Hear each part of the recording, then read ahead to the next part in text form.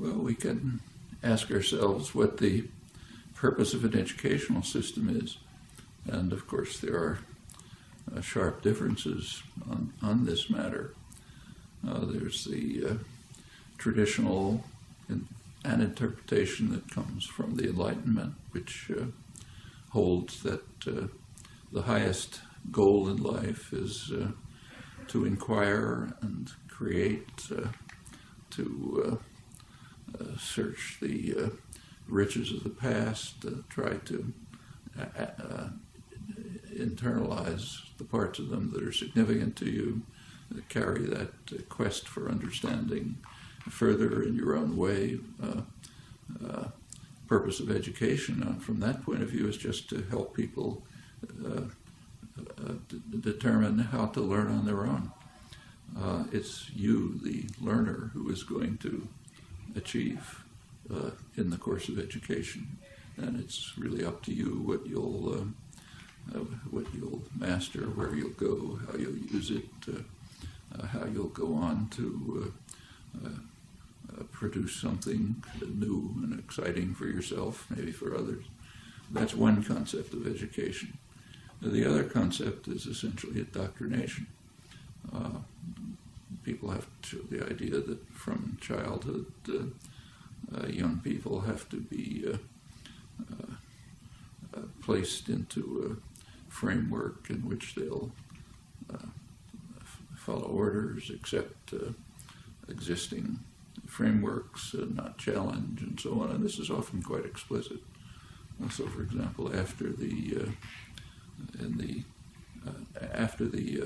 activism of the 1960s, there was great concern across much of the educated spectrum that young people were just getting too free and independent, that the country was becoming too democratic, and so on. And in fact, there's an important study on what's called the crisis of democracy, too much democracy, arguing that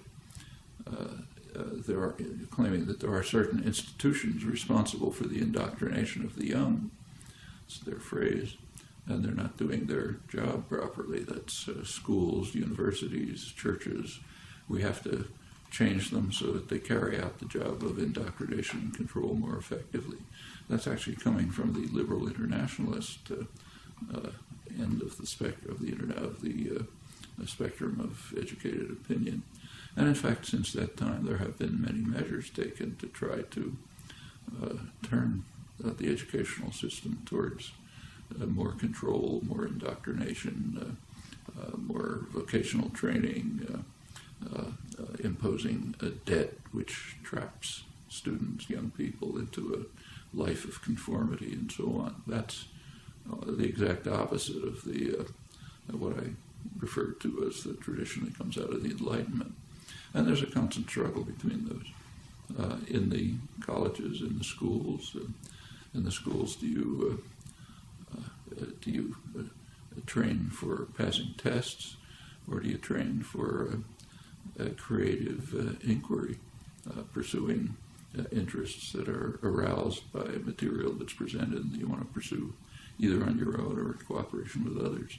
And this goes all the way through up to graduate school and research.